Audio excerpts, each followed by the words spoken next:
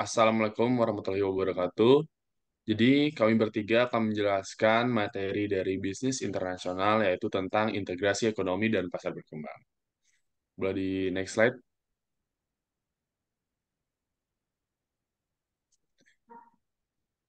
Oke, sebelum kita mulai, izinkan kami terlebih dahulu untuk memperkenalkan diri kami.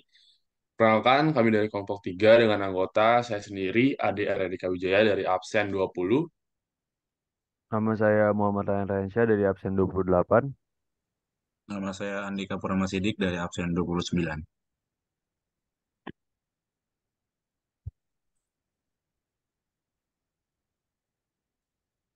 Oke, jadi ini adalah table of contents dari materi kita kali ini, yaitu yang pertama ada pengertian tentang integrasi ekonomi dan pasar berkembang, yang kedua ada dampak integrasi ekonomi pada pasar berkembang, yang ketiga ada tantangan integrasi ekonomi bagi pasar berkembang, dan yang terakhir itu ada peluang integrasi ekonomi bagi pasar berkembang. Nah, selain itu juga kami nanti akan memaparkan tentang study case pada materi ini. Next.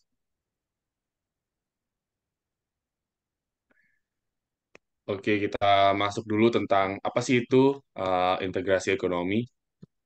Jadi, integrasi ekonomi ini adalah proses atau upaya negara-negara atau wilayah untuk menggabungkan, mengkoordinasikan, atau menyatukan aspek-aspek ekonomi mereka. Nah, tujuannya adalah untuk meningkatkan kerjasama ekonomi antara negara-negara atau wilayah tersebut, mengurangi hambatan perdagangan, dan menciptakan lingkungan yang lebih terbuka untuk aliran barang. Nah, integrasi ekonomi dapat mencakup berbagai tingkat, mulai dari perdagangan bebas, seperti kawasan perdagangan bebas, hingga bentuk yang lebih dalam, seperti uni ekonomi atau pasar tunggal. Nah, contoh dari integrasi ekonomi yang terkenal itu adalah Uni Eropa atau yang lebih dikenal dengan EU, yang menciptakan pasar tunggal di antara anggotanya. Nah, bisa di next.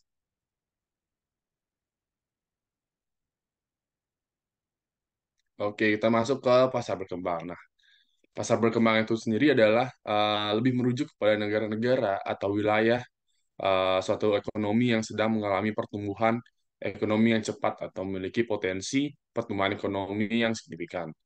Karakteristik dari pasar berkembang ini termasuk peningkatan dalam produksi dan pertumbuhan ekonomi, urbanisasi yang cepat, dan perkembangan sektor industri maupun jasa.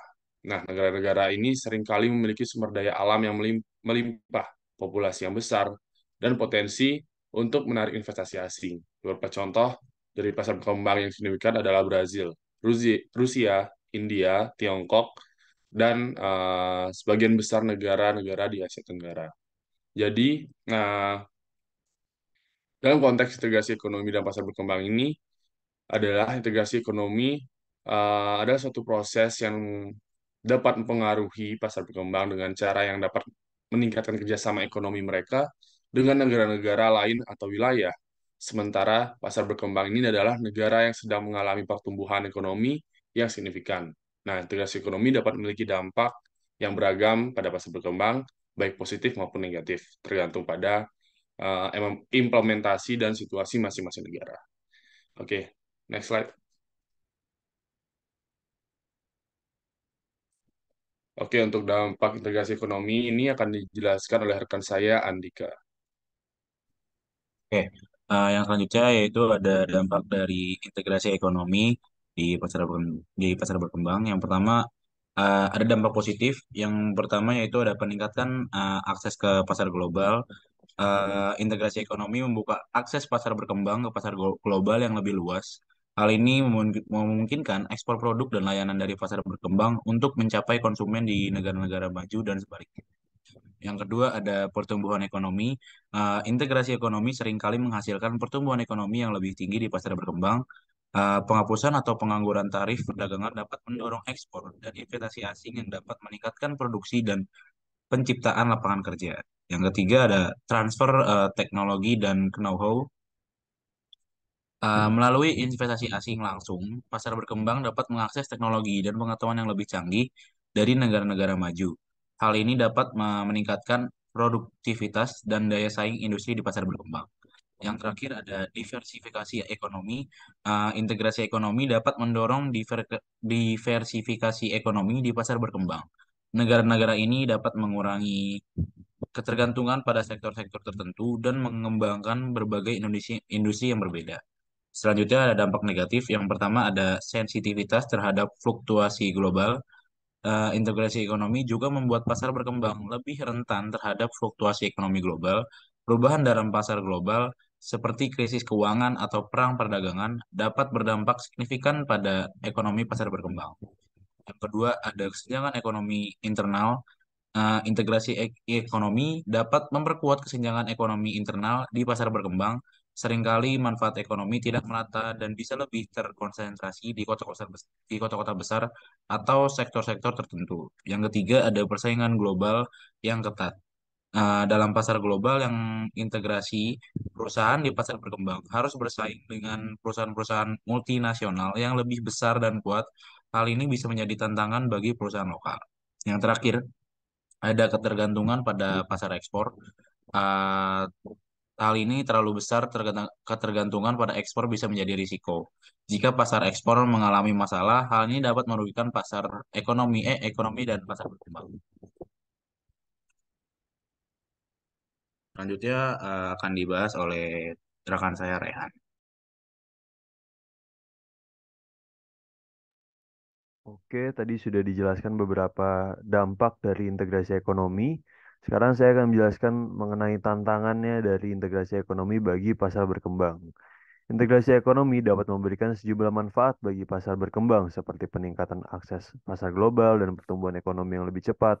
Namun, ada juga sejumlah tantangan yang harus dihadapi oleh pasar berkembang. Dalam proses integrasi ekonomi, berikut ini adalah beberapa tantangan utama yang dihadapi pasar berkembang. Di sini ada ketidaksetaraan pendapatan, rentan terhadap krisis global, dependensi terhadap komoditas, masalah lingkungan, lalu ada masalah ketahanan pangan, ada kesenjangan infrastruktur, regulasi yang tidak efektif, ketergantungan pada investasi asing. Di sini saya akan menjelaskan beberapa. Yang pertama, dari ketidaksetaraan pendapatan. Salah satu tantangan utama adalah potensi peningkatan ketidaksetaraan pendapatan integrasi ekonomi cenderung menguntungkan sektor-sektor yang sudah maju dan memiliki akses terbaik ke pasar global. Sementara sektor-sektor yang kurang berkembang atau sektor informal dapat tertinggal. Ini dapat memperburuk kesenjangan sosial dan ekonomi dalam negeri. Selanjutnya saya akan menjelaskan mengenai masalah ketahanan pangan. Integrasi ekonomi juga dapat mempengaruhi ketahanan pangan di pasar berkembang. Peningkatan impor makanan dapat membuat negara-negara tersebut lebih rentan terhadap fluktuasi harga pangan di pasar global. Lalu saya akan menjelaskan juga mengenai kesenjangan infrastruktur. Banyak pasar berkembang masih memiliki infrastruktur yang kurang berkembang. Integrasi ekonomi yang lebih dalam mungkin memerlukan investasi besar dalam infrastruktur transportasi, energi, dan telekomunikasi untuk memfasilitasi perdagangan internasional yang efisien. Yang terakhir, saya akan menjelaskan mengenai ketergantungan pada investasi asing. Meskipun investasi asing dapat membantu membangun infrastruktur dan meningkatkan produksi, terlalu banyak ketergantungan pada investasi asing dapat membuat pasar berkembang rentan terhadap perubahan sentimen investor global. Untuk mengatasi tantangan ini, penting bagi pasar berkembang untuk mengambil tindakan yang bijaksana, termasuk mengembangkan kebijakan yang mendukung distribusi pendapatan yang lebih merata, memperkuat sektor-sektor non-komoditas, berinvestasi dalam keberlanjutan lingkungan, dan memperkuat regulasi dan tata kelola ekonomi yang baik. Selain itu, kerjasama regional dan internasional juga dapat membantu pasar berkembang mengatasi tantangan dalam integrasi ekonomi. Selanjutnya, boleh dilanjut? Oke, di sini ada beberapa peluang integrasi ekonomi. Eh, Peluang integrasi ekonomi bagi pasar-pasar berkembang dapat menjadi sangat bermanfaat dalam berbagai aspek ekonomi dan perkembangan wilayah. Berikut ini adalah beberapa peluang utama yang dapat ditemukan dalam integrasi ekonomi bagi pasar-pasar berkembang. Yang pertama ada peningkatan akses ke pasar eksternal, penurunan hambatan perdagangan, peningkatan investasi asing langsung atau FDI, pengembangan infrastruktur, transfer teknologi, peningkatan daya tawar negosiasi, peningkatan kapasitas institusi, pemberdayaan tenaga kerja, dan diversifikasi ekonomi. Oke, boleh dilanjut, Dika.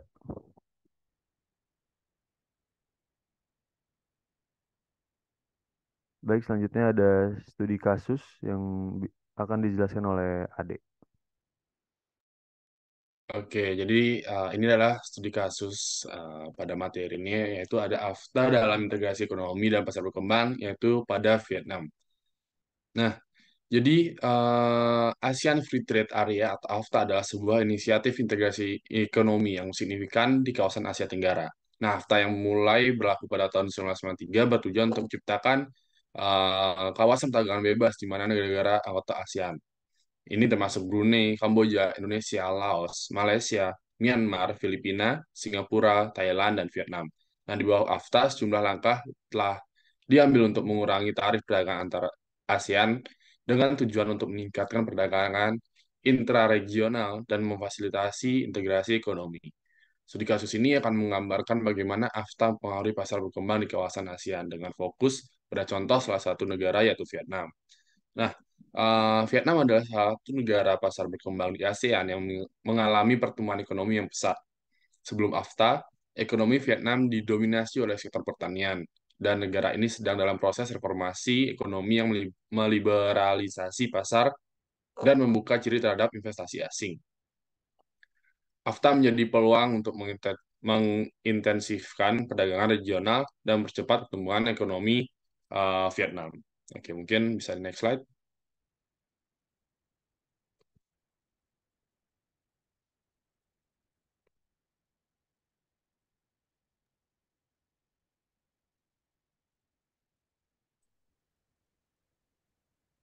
Oke, selanjutnya ada dampak AFTA dan integrasi ekonomi di Vietnam. Yang pertama ada peningkatan ekspor, yang kedua ada investasi asing, yang ketiga ada peningkatan pertumbuhan ekonomi. Yang pertama, peningkatan ekspor setelah AFTA dilakukan, ekspor Vietnam ke negara-negara ASEAN meningkat secara signifikan. Yang kedua, investasi asing. Kebijakan liberalisasi perdagangan yang diterapkan oleh AFTA juga membuka pintu bagi investasi asing langsung di Vietnam. Yang ketiga, peningkatan pertumbuhan ekonomi. Integrasi ekonomi melalui AFTA telah berkontribusi pada pertumbuhan ekonomi yang cepat di Vietnam. Selanjutnya ada dampak negatif. Yang pertama ada persaingan yang lebih intensif, ketidaksetaraan regional, ketidakpastian global. Yang pertama persaingan yang lebih intensif, peningkatan integrasi ekonomi juga berarti persaingan yang lebih kuat bagi perusahaan Vietnam, terutama yang beroperasi di sektor-sektor yang lebih tradisional. Yang kedua, kebersamaan regional. Meskipun beberapa wilayah di Vietnam telah mengalami pertumbuhan ekonomi yang pesat, kebersamaan regional masih menjadi masalah serius. Beberapa wilayah pedesaan masih ketertinggal dalam hal perkembangan ekonomi. Yang ketiga ada ketidakpastian global.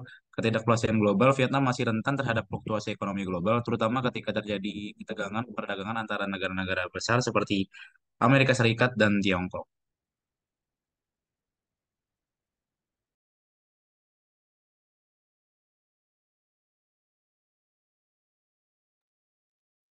Oke, sebelum menutup dari pemaparan kita kali ini, jadi aku mau simpulin dalam konteks integrasi ekonomi dan pasar berkembang ini dapat disimpulkan bahwa integrasi ekonomi merujuk pada upaya untuk menggabungkan aspek-aspek ekonomi antara negara-negara atau wilayah dengan tujuan melibatkan kerjasama ekonomi, dan sedangkan pasar berkembang merujuk pada negara-negara dengan pertumbuhan ekonomi yang cepat. Nah, dampak dari integrasi ekonomi pasar berkembang ini bisa positif seperti peningkatan akses ke pasar global dan pertumbuhan ekonomi, tapi juga bisa negatif seperti rentannya terhadap fluktuasi ekonomi global dan tantangan yang dihadapi pasar berkembang dalam integrasi ekonomi ini meliputi kesetaraan pendapatan, rentan terhadap krisis global, dan ketergantungan pada komoditas.